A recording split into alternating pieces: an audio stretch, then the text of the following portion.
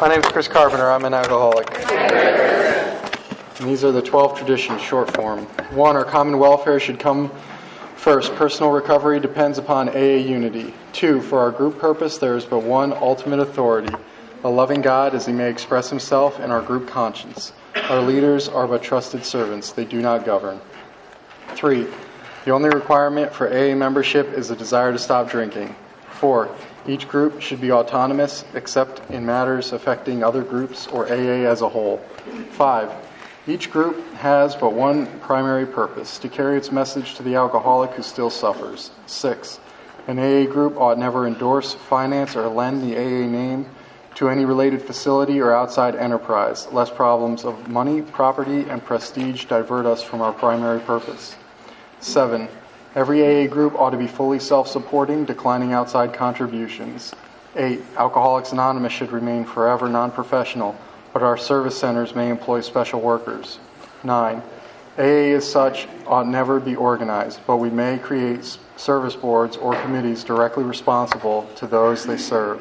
10, Alcoholics Anonymous has no opinion on outside issues, hence the AA name ought never be drawn into public controversy. 11, our public relations policy is based on attraction rather than promotion. We need always maintain personal anonymity at the level of press, radio, and films. 12, anonymity is a spiritual foundation of all our traditions, ever reminding us to place principles before personalities. Thank you.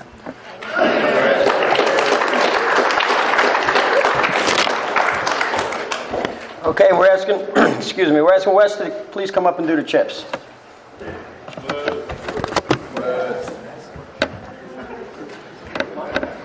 My name's Wes Rogers. I'm a recovered alcoholic.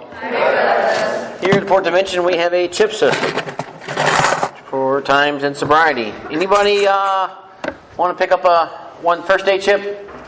Start a new way of life? How about 30 days? 60 days. There we go.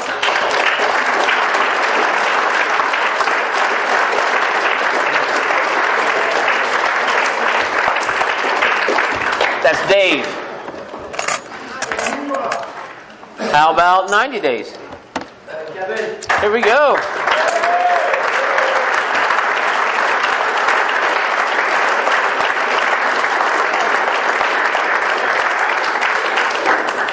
That was Kevin.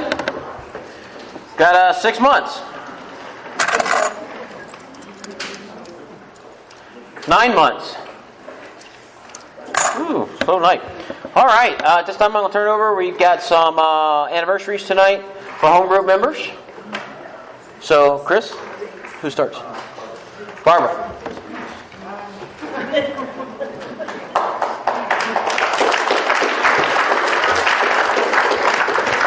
Hi, everybody. I'm still Barbara, and I'm still an alcoholic.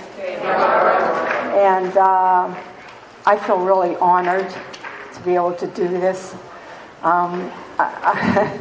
I'm really emotional about this because it really means a lot to me to watch someone grow. And I haven't known Melanie that long, but it's been almost a year, I guess, since I've been sponsoring her. And I've watched her. She reminds me so much of me when I first came around, putting my heart and soul into trying to help people who don't want to be helped. And then really being disappointed. And, it's a lesson that we all have to learn when we start sponsoring people that, we're just there to guide, and we can't keep anybody sober, and we can't get anybody drunk. And it's always a pleasure whenever you see somebody getting it. And I see her with new people all the time, and that's how we stay sober. It's wonderful. And she's certainly enriched my life since she's come into it. And Melanie, and she gets a...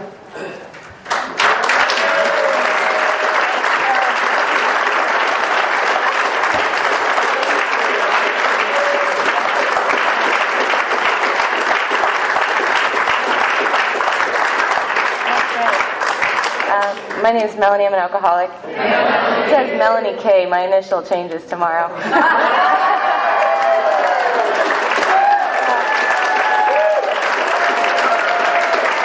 And pregnant and I'm like a ball of nerves. So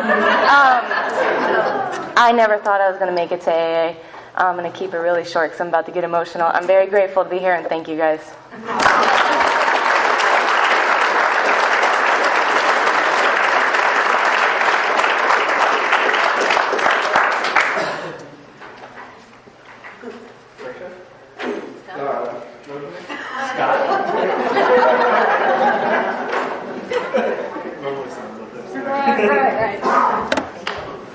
Hey everybody, I'm Rosemary and I'm an alcoholic. I'm very honored to introduce Tricia. I've watched her grow in leaps and bounds, and they tell you not to leave before the miracle happens, and I've absolutely watched Tricia, the miracle, happen in Tricia's life. I'm going to get really emotional too. I'm really honored to have her a part of my life and to be a part of hers. So hurry up and get up here and hug me before I start crying.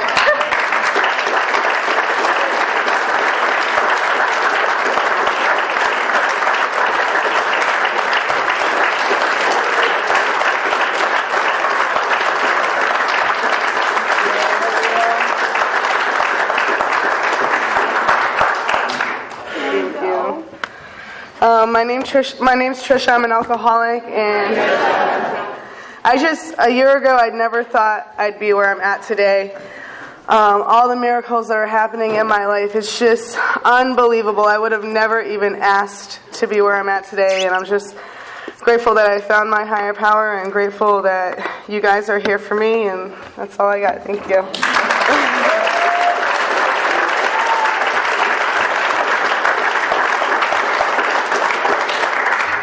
Chris Kelly's going to introduce Greg and Eric.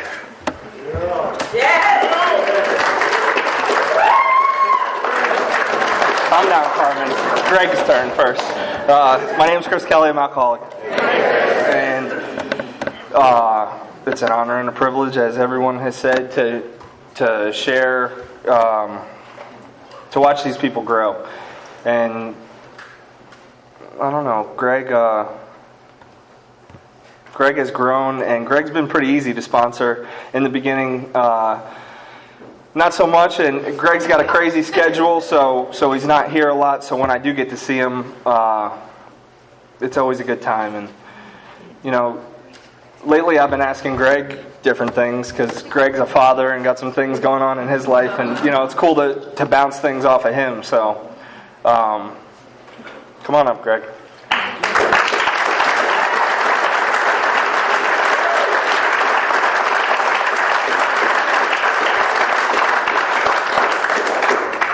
Hi, I'm Greg. I'm an alcoholic. And, a year ago, I truly thought my life was over. And, I want to thank everybody here tonight and everybody who's done anything for me, whether big or small. I remember all those things, people that, helped watch my kids while, I just couldn't get it together, and so I could sit through a meeting, and all those kinds of things.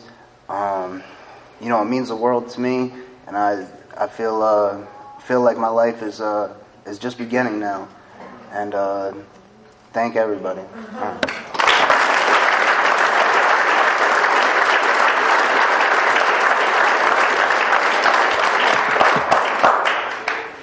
And this next one, Eric. You take it easy, Carmen. Let's go, man. Yeah. I got the chance to meet Eric when him nor I were doing very good, and we got to see each other at our worst, and I get to see Eric now, and just the transformation in this room, in this program, and it's so clear in his life. And I'm sure it's like that for everybody sitting in this room, but I mean, I saw the other side of it with him. So really honored to be a part of his life for over a year now, but he just got a year, and wherever the hell you're at, Eric, come on up.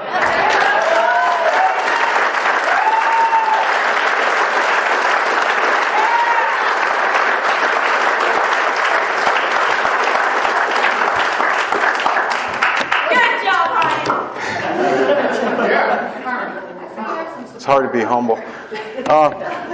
I'm so grateful to be here today.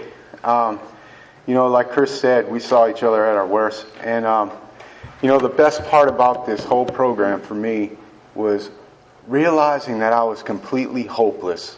And that's when it set everything else in motion. And, now about our speaker tonight, we were dwelling in a gated community, and I said, we'll see him again. He said, of course, oh no, I'm never coming back here. And sometime later, here comes Chris, and I said, I told you. Well, I'll tell you, we both were at a completely hopeless state right then and there. And it's been incredible. I got to watch the spark come on in his eye. I got to see a light come on, and it was at the very moment that he gave me the message of Alcoholics Anonymous, which was, after such an approach, many of them do pick up their bed and walk again. And if anybody's been to jail, they know that means roll it up all the way. Everybody, here's Chris.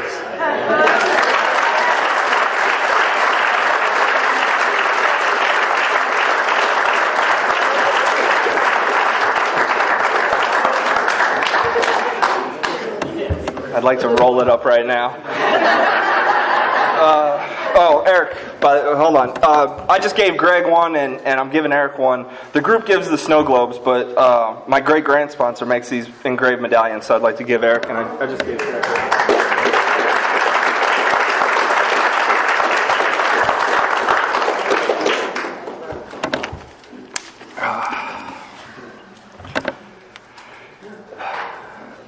I was told that if I want God to be real in my life, I gotta act like He's real. So I'm going to take another quick moment of silence and invite him into the meeting. And I suggest you can pray for the speaker if you want, whatever. But all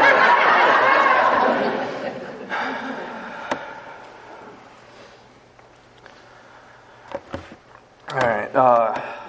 I got sober March 17th, 2009. I'm a wreck right now. This is my home group, and I love this group. And I don't know. I come from two loving parents they gave me nothing but love, and my grandparents loved me, and everybody that came in contact with me loved me to death, and none of that was good enough. And I didn't know that at the time, and I didn't know what restless, irritable, and discontent was. I didn't know any of that stuff, but once I read that in this book, I absolutely knew what it was. I just knew I didn't feel quite right. I had anything a kid wanted. I don't know. I had good friends. I had just didn't feel like I fit in with them, though. I didn't feel like I connected. I didn't feel like... I thought if they knew the real me, they wouldn't like me. Or, when I first heard that inferiority complex, what is it? Egomaniac with it. That's my boy Lorenzo. Always helps me with that. When I first heard that, I completely identified with that because I either thought I was way up here or so much lower that you wouldn't even want anything to do with me. Never just, just one of. And I don't know. By the 8th grade, I needed a drink, and I had no clue that I needed a drink. And some kids asked me if I wanted to get drunk, and more or less did it to fit in. I didn't do it. I didn't know what the effect produced by alcohol was. I didn't know anything about that. I knew that I wanted to be part of these guys that were going to get drunk, and like the week before, the kids that I used to hang out with a lot. I grew up right in this neighborhood, and they went up to the bowling alley. Like, I had a curfew, so they all went out and they got drunk, and I had a curfew, so I had to go home. And I heard that they got drunk and they were smoking pot, and I was like, oh, man. Those losers, I couldn't believe it. And then the next week, a different group was like, hey, you want to get drunk? I was like, absolutely. So, I don't know. Any kind of morals I had right out the window. It didn't even. Basically, the first time I got drunk, I had no clue what I was doing. We got my friend's older sister to get us Zima and Sainides, and there was like a 12-pack Ice House, and we just got really drunk. I don't remember much of it. I know I broke like a picture frame on my friend's mom's wall and got into a fight with him. Not real physical, but just like screaming. I was an idiot, and that was the end of my social drinking right then and there. And I woke up the next day and I couldn't wait to do it again. And I don't know if that's normal. That's to me, that's an abnormal reaction. And for the first time, I felt free. I didn't care about, what you were thinking about me, or if I was good enough, or I wasn't trying so hard to make you laugh so you would like me. It was just, I just didn't care. And I had no clue, but my life changed from that point forward. Basically, the group of friends I was hanging out with, everything changed at that moment. Any kind of goals I had, I didn't care. My new goal, I remember, because growing up, I didn't play much sports. I rode some BMX. I had a dirt bike, stuff like that. I did those kind of things. I never really had any teams I was on or anything. But then, so kind of growing up, I felt like, man, I don't really fit in anywhere. I'm not really good at anything. And then when I started drinking and other things came right along with it, I was like, I am good at this. I was like, this is my new thing, And that's what I like to do. And, I absolutely didn't start off as like a daily drinker or anything like that. But that obsession would be on me, and I didn't know it was an obsession. When I was going through it, I had no clue. I only know this looking back through my life with a sponsor. I had no clue about this, but all week at school, I would be thinking about the weekend when we were going to get drunk, and that's all I cared about. And then we'd get drunk on the weekend. By the next day, I'm already worried about next weekend. I got like a whole week to live. I didn't even care. I'm worried about next weekend. So, everything I was doing reflected that. Everything went out the window. My grades started dropping. Whatever. Didn't care. Small price to pay. And I don't know. I started. You hear people talk about that they see the progression of alcoholism in their college transcripts. That was never an issue with me. I never did very good. I had a couple community college courses, but there was never any decline. They just started out there. But you could see the progression of alcoholism in my criminal record. And so in the beginning, I would get like misdemeanor charges and little brushes here and there. But then as things progressed, I'd catch a felony. And then at the end of my drinking, I was getting like multiple felonies at one time. And the Pasco County Sheriff did a wonderful thing, and around 2007, from then on, I got a nice photo scrapbook of all my mug shots. So I got a nice collection there. But basically, if you've never been arrested, that's not a requirement for Alcoholics Anonymous, and none of that stuff makes me an alcoholic. But when I drink, I have an obsession to do things that land me in jail, and I keep doing those things to keep drinking more. And if you've never been arrested, that's okay too. See if you can identify with some other things. But if you have been arrested, then we can talk after the meeting. And basically, my life was an absolute train wreck, and I was hurting everybody around me. I never. Just never got anywhere in life. I was just doing the same crap every day. Drinking was my priority. I didn't care about anything else. So, that it was evident because I wasn't doing anything else. But, it's... I don't know. I started getting arrested, like I say, and that's when I wound up at my first AA meeting. And I was like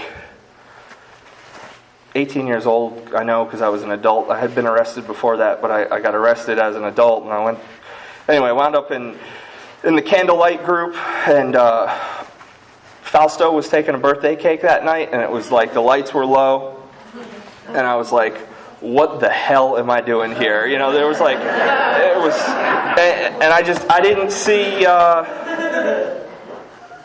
see anything going on in that room. You know, when I heard, if you want what we have, I was like, not at all. And I don't mean that in a bad way, because you people in this room have everything I want today. And you showed me how to live. But at that time, I didn't think I had alcoholism. I didn't think I had any kind of problem. I thought if I didn't get pulled over on 19, I wouldn't be sitting in this stupid-ass meeting. And that's really where my mind was at. And just a little side note here. This is all coming from the way I saw it. So some of this stuff might not even be true, might not even be, I have no, you know, this is all through my perception. And on another note, I'm a blackout drinker, so some of this stuff was told to me from other people. So I don't know if, but basically, I got to that meeting and I was like, no way in the world am I staying here. And, you know, I'm thinking in my head, I was just at a club the night before with all these girls, and I was like, I was hanging out with, like, I felt like 150-year-old people singing happy birthday to a grown man with a, you know, I was like, this is ridiculous. And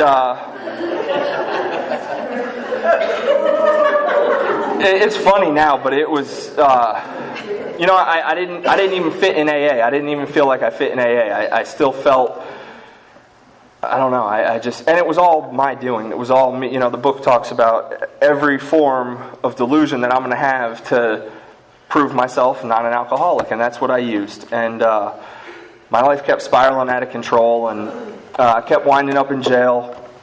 And I actually, you know, I introduced my family to a level of life that they had no business being a part of. You know, I remember I was at Pasco County Jail, Newport Richey on Little Road. You know, JD was bringing meetings in all the time, and I didn't go to any of them. Went to one of them, and I was like, nah, this still ain't for me. And I remember my mom came to visit me, and so we're sitting there talking through the inch-thick glass or whatever on a phone, and she's telling me all this stuff about Al-Anon. She's like, yeah, I've been going to Al-Anon, and I got this, you know, this Al-Anon sponsor, and they're here tonight, and it's amazing. You know, but, you know, she's telling me about these books she bought and all this stuff, and I'm like listening to her, and I'm like, what the hell? Why is she going to Al-Anon? It didn't even dawn on me, like, you know, I was asleep at the wheel, and that's the bottom line. I didn't see the destruction that I was bringing on to all these other people. It was all about what can I get out of it, what's in it for me. It was just totally selfish and self-centered. And I don't know. Shortly thereafter, I got out of jail, and I didn't really want to stop drinking. It was still my solution. It was messy. It was ugly looking in from the outside. But man, it was the only thing that ever made me feel normal. And I wasn't ready to stop drinking. And but I'd keep winding up at AA meetings, which is, I don't know, you go, you know, I'd wind up at the A Club a lot, and still, something inside me, I didn't, that idea wasn't smashed that I could drink safely. I always had this in the back of my head, well, you know, what about when I get married? Certainly I'm going to want to get drunk. And, you know, I didn't even have a girlfriend. And, what about, and all these ridiculous things. And I just wanted to drink is basically the deal. And, you know, so I get out of the county jail, and my mom's going to Al-Anon, and I try to, I got no place else to go, you know, by this point. I had lost an apartment, so I didn't have a vehicle. I lost everything that I had ever, I didn't acquire much, but what I did, I lost. And I had no place to go but my parents' house, and by this time my mom, like I said, is doing the Al-Anon thing, and she laid out some rules, and she said that you're not going to drink, you're not going to do drugs in here, you're not going to hang out with those people, and if you want to do that, that's fine, but you got to leave. And I was like, oh, all right. So I went there, and like I said, no place else to go, so I'm not going to turn it down. And I couldn't get that obsession off me. You know, I would lay there, and I would really not want to drink. And then they would go to work, and I'd stay at their house. And you know, I should have been going out to work, but that's the kind of guy I am. And I send these two people out to go to work, and I stay at home, and I think about what I want to steal so I can go drink that day and do the things I was doing. And I'm not proud of any of this stuff, but this is exactly where I go when I don't have a solution, when I don't have any AA, when I don't have any God in my life. There's no line that I'm not going to cross, you know. And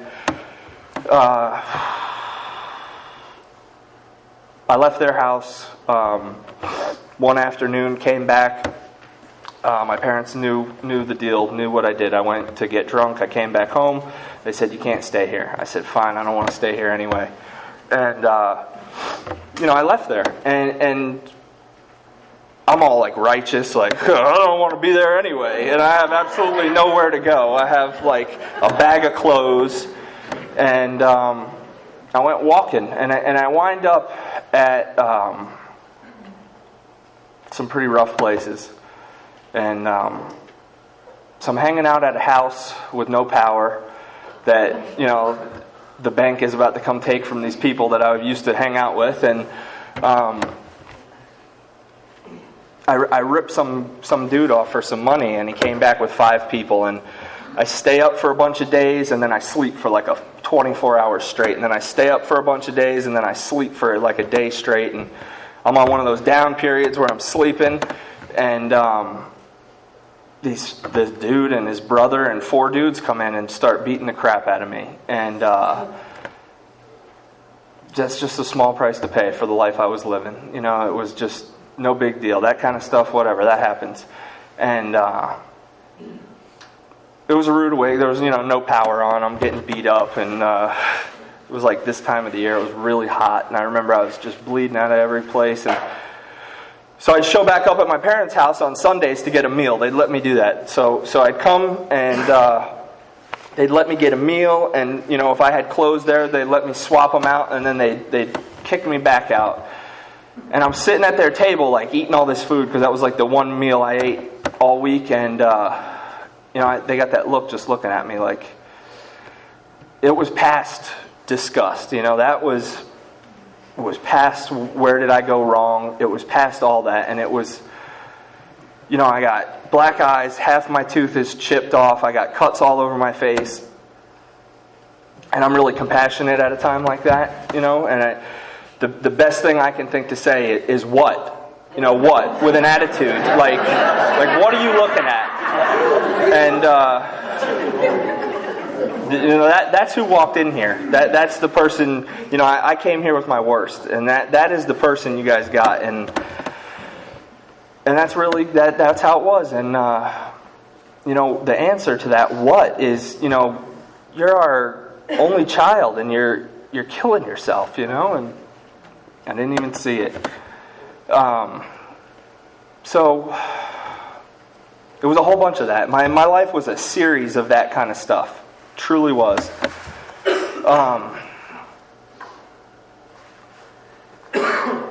I truly believe I'm sober by the grace of God, because on my sobriety date is St. Patty's Day 2009, and on March 16th I did not do sober by the grace of God in the Pasco County Sheriff's Office, but I didn't do a thing on the 16th. I didn't help any old ladies cross the street. I didn't bag anybody's groceries for them or help them take them in. I'm the most undeserving person to be standing here. I truly am. You know, it was an absolute gift that I got to be here. And I don't know, right around that time, so I get beat up and I show back up at their house, and there was some downtime there where I was running kind of hard, and bumped into Eric again at the Tahitian. That's one of the finer resorts I like to frequent when I'm out there. And,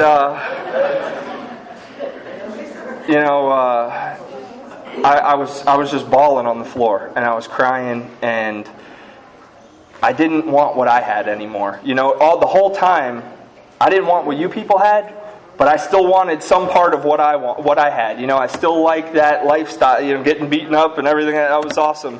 And but honestly, that was appealing to me. That whole deal, I loved it. And I came to that place that they talk about in the book, the jumping off place, where I couldn't see my life with alcohol, and I couldn't see it without it, because I knew what without alcohol was like. It was miserable. I was crawling the walls at my parents' house, and but I knew what it was like with it, because I kept winding up in these ridiculous jackpots. And so, like I say, I'm at the Tahitian, crying on the floor, and I said, please make this stop. And that was a Sunday. I missed dinner at my parents' house on that Sunday, and that was big for me, because that truly was maybe one of the only real meals I ate during that week. I'd eat a burger here and there, but Sunday dinner was like my thing.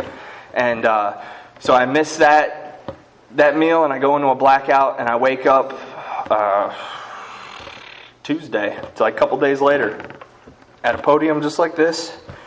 Got the video camera with me and the little. It's kind of like FaceTime or Skype if you guys are young. And it was like my little picture with the orange and white, and then the judge had the big picture. And she was advising me that I had been charged with a crime that was punishable by life in the Florida State Prison, and that they were setting my bond at $50,000.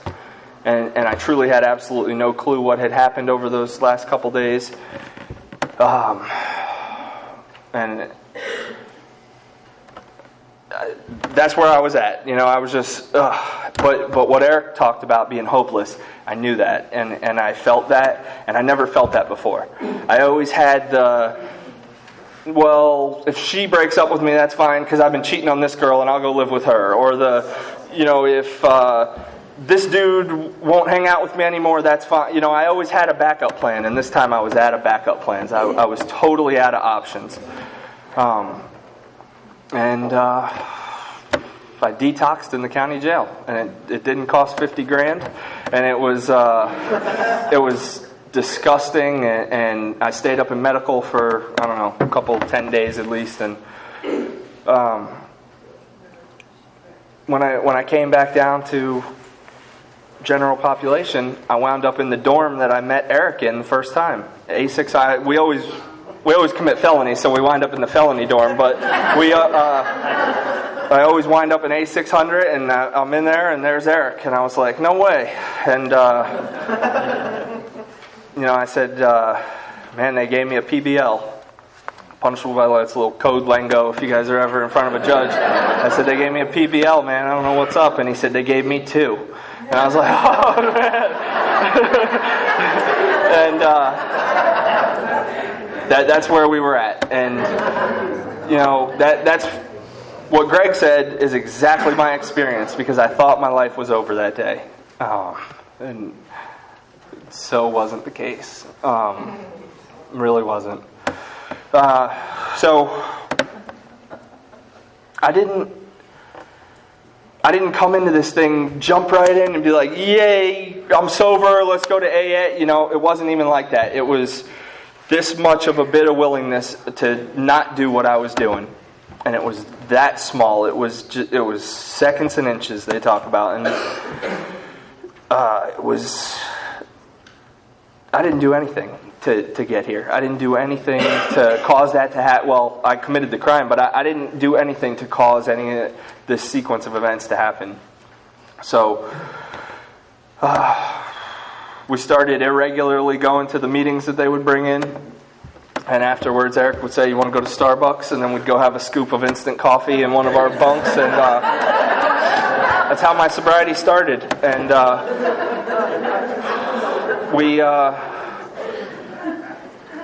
I didn't do anything right. You know, you're in a place where you can't really have a sponsor. It's maybe in prison, not in the county jail. Limited phone call. Just, you know, I was just doing things different though. And, you know, normally when I'm locked up, I sit and hang out and lie to somebody. They lie to me. We, you know, we share a war story or two, and then we go lay down, take a nap, and then wake up and do it again. And this time I wasn't doing that. You know, this time in those intervals, we were talking about the big book, or it was just different. And I ended up going to prison, and this message was carried to me there. And, you know, I was walking to the rec yard one day, and I seen a guy with some Grapevine magazines, and I started talking to him. And that's not of my nature to go up to someone and just start talking to him. And especially in prison. That's just not a good place to do that. But, you know, that's what I did. And what happened was, it was the first time I ever really identified with another alcoholic. And the reason why is because he read this book, and he knew exactly what to do. And he didn't talk to me about my drinking. He talked to me about his drinking. And I identified. I believed the guy.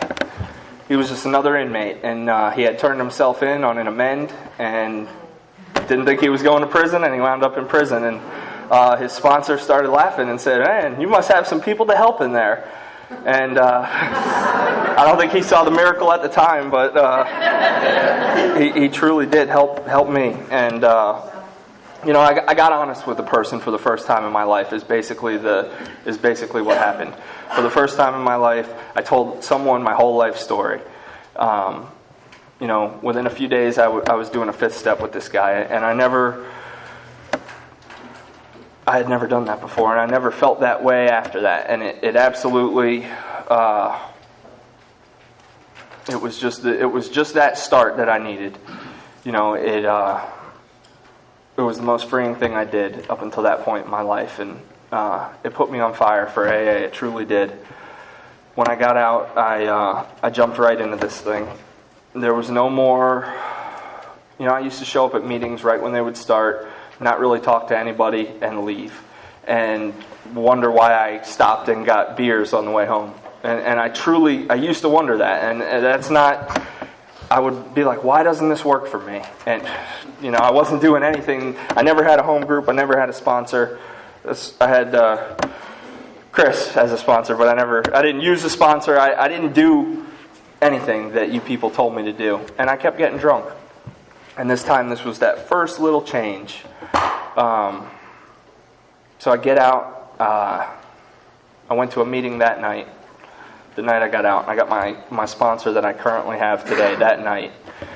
And we got right back into this book, and we didn't waste any time, and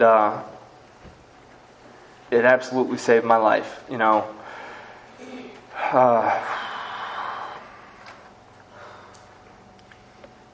I used to show up at my parents' a lot for meals on the weekends. Everything was locked at my aunt's house next door. No value, you know, the TV and stuff was in there, but no kind of valuables because of my actions, because I used to steal things from them, and they were worried that I'd come back and steal more from them. So everything was locked up next door. They'd let me come in, get a meal, change my clothes, maybe a shower, and that was it. That was it. It was time to go. And as a result of making these amends and living a different way, you know, I have a key to their house, and I can come and go as I please today. And I'm employable today.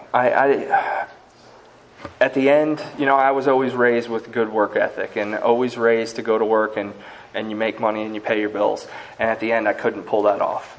And I would wake up in the middle of the afternoon. I just couldn't get to work. And today, I go to work every day, and I work an honest day's work for an honest pay. You know, truly, I didn't know how real this thing was and how much change was going on in my life until truly, at this group, when we used to meet at the A Club, we had a business meeting, and it was like maybe 10 of us that were, in the business meeting. Probably not even 10. And, the supply person had either gotten drunk or something happened to the supply person.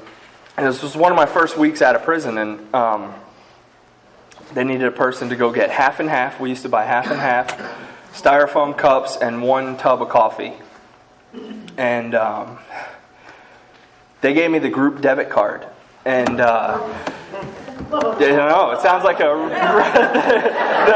don't run any background checks in AA. So they gave me the group's debit card, and I went and I bought the stuff, and I came back here, and I didn't steal anything, I didn't take any more of their money, and I gave my sponsor back the card, and I had a bag of groceries, and it seems so stupid, but that is the first time I ever felt like, all right, these people, trust me or something. I don't know what the hell's wrong with them, but, this thing's working. And, just the other couple weeks ago, my sponsor called me up, and I was bidding a job for work in Hudson, and he said, hey, stop by my house on your way back.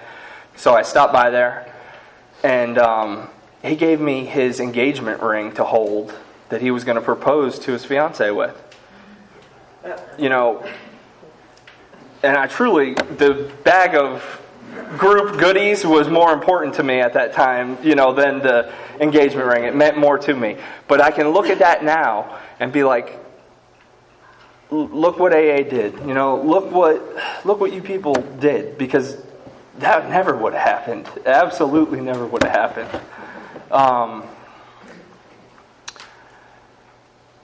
Speaking of engagement rings, when I first got out of prison, I was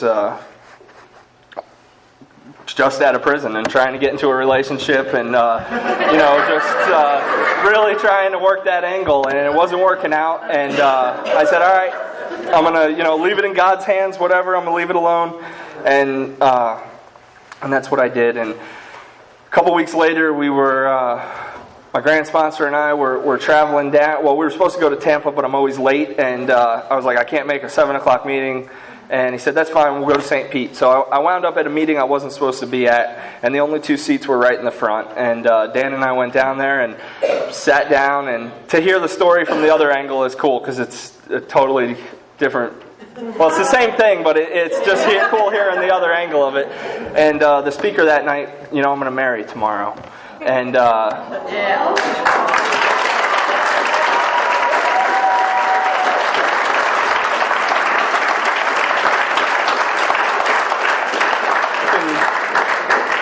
applaud her. I didn't do it. But that's Alcoholics Anonymous. This thing is about so much more than not drinking. And it's not a guarantee that you're going to come in here and hold your sponsor's engagement ring and then get married, but that's the kind of stuff that happens here. This thing is so much more about not drinking, and I had no clue. I had no clue about that.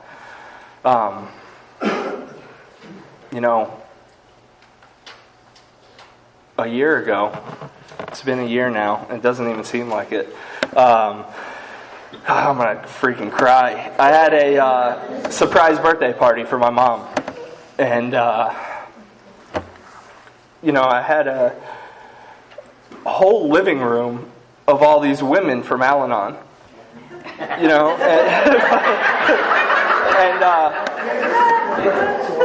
I know exactly why she's in Al-Anon now. I see what those women did in her life, and it was amazing to watch her walk in. There was some AA people, there was a bunch of Al-Anons, and I got to give my mom a surprise birthday party. And that's Alcoholics Anonymous. I had no clue about any of that stuff.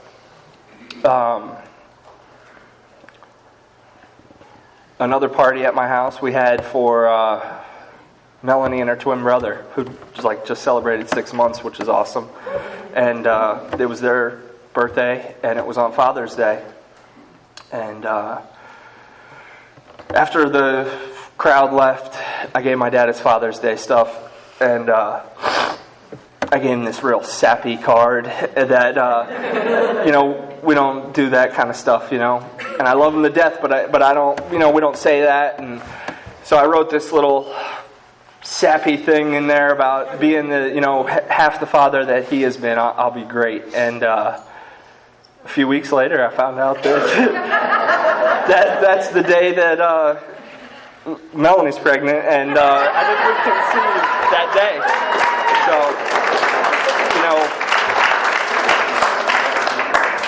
these little things, I would have said, oh, that's weird. That's coincidence. That's truly how I used to look at all this stuff. And I don't look at it like that today. I have no idea what God looks like, who God is. It doesn't even matter to me. But, I'm good with stories, right? And I can learn better by little riddles. I don't know if that's like kids' age stuff, whatever. I got a child's mind, but so I use this story to kind of say what I'm trying to say here. And so there's two fish, and they're swimming through the Gulf, and a third fish swims up, and he's like, "Hey guys," and they're like, "Hey," they're like, "Water's beautiful today, isn't it?"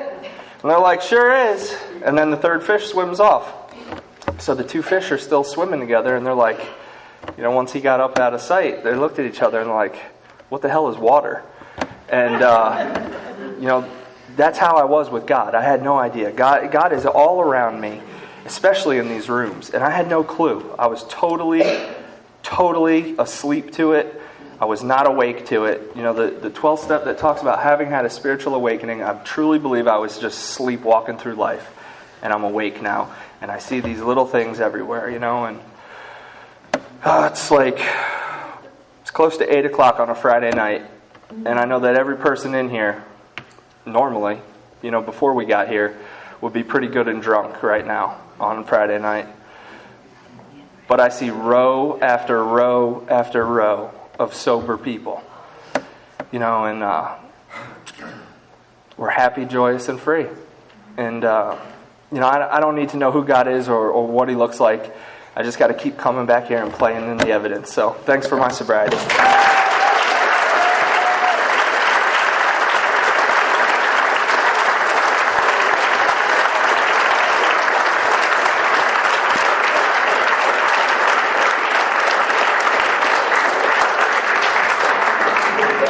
Let's give another round of applause for our speaker and our celebrant. Group cards. Tell them you got cards for the celebrants. I have cards. I have after. Okay.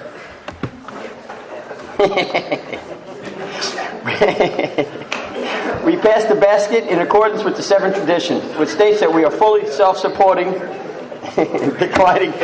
I can't help it. I'm sorry.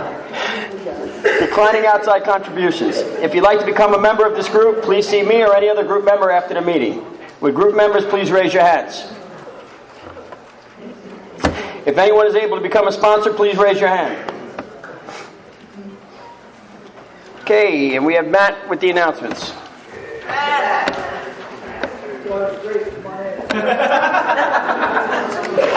My name is Matt. I'm an alcoholic. Upcoming speakers. Next week we have just Ruthie from St. Pete. On the 14th we have Kelly from St. Pete. On the 21st we have Steve from Tampa. Want to welcome all the new people tonight. If you need a home, please come see me after the meeting. We'll get you signed up, and you can have the secretary position.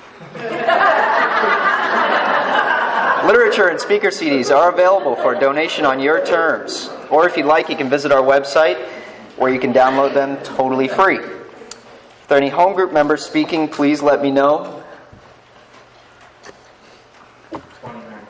The 1st and the 5th, Don will be speaking at Tropical and Edna Avenue at 2 o'clock and 8 o'clock in those orders.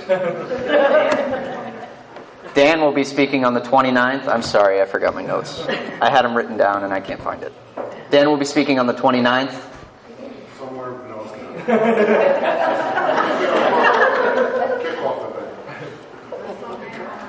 Great job. Somebody came up to me and let me know, or gave me a text and said that the women's meeting received a lot of support this week.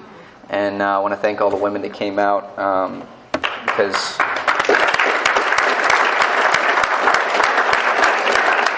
I don't know how many times they've approached me, and I'm glad to see that some women with time are stepping up to that. We appreciate it. Treatment facility meeting is the second Saturday of every month at the A Club at noon, so show up and get involved, or you can talk to Wes about that. As a reminder for home group members, the committee meeting will be in the choir room at noon every Saturday, every last Saturday of the month. Thank you, Dan. Unity will be hosted by the Keep It Simple Women's Group Saturday, September 15th at 7 o'clock at the Redeemer Church. There's a new meeting starting at the A Club. It's going to be called In All Our Affairs. It will be Wednesday nights from 8 to 9 o'clock, and it'll be an open discussion meeting. And that's going to be starting this week. So show up. Thank you.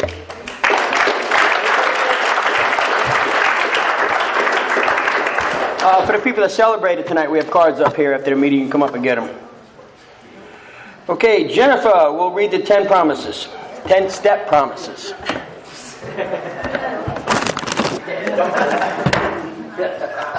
Good evening, everyone. I'm Jennifer. I'm an alcoholic. These are the 10-step promises of Alcoholics Anonymous. And we have ceased fighting anything or anyone, even alcohol, for by this time sanity will have returned. We will seldom be interested in liquor. If tempted, we recoil from it as from a hot flame. We react sanely and normally, and we will find that this has happened automatically. We will see that our new attitude toward liquor has been given us without any thought or effort on our part. It just comes. That is the miracle of it. We are not fighting it, neither are we avoiding temptation. We feel as though we had been placed in a position of neutrality, safe and protected. We have not even sworn off. Instead, the problem has been removed. It does not exist for us. We are neither cocky nor are we afraid. That is our experience. That is how we react, so long as we keep in fit spiritual condition.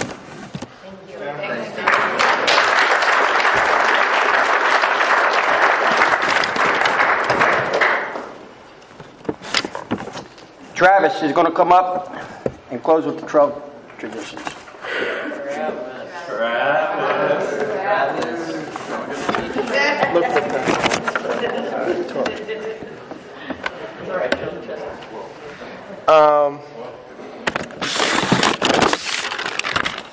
Hi, my name is Travis. I'm an alcoholic.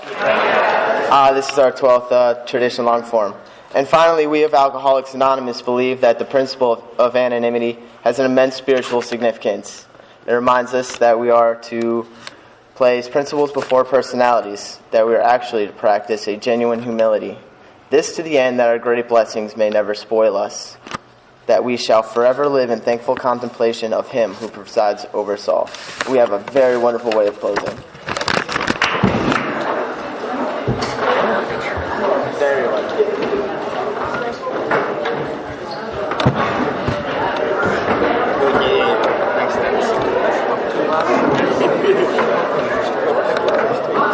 Travis does.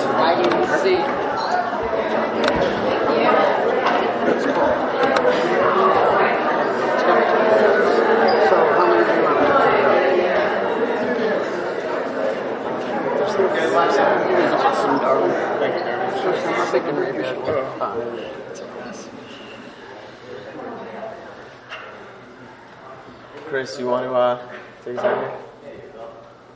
Our Father, who art in heaven, hallowed be thy name. Thy kingdom come, thy will be done, on earth as it is in heaven. Give us this day our daily bread, and forgive us our trespasses, as we forgive those who trespass against us. And lead us not into temptation, but deliver us from evil. For thine is the kingdom, the power,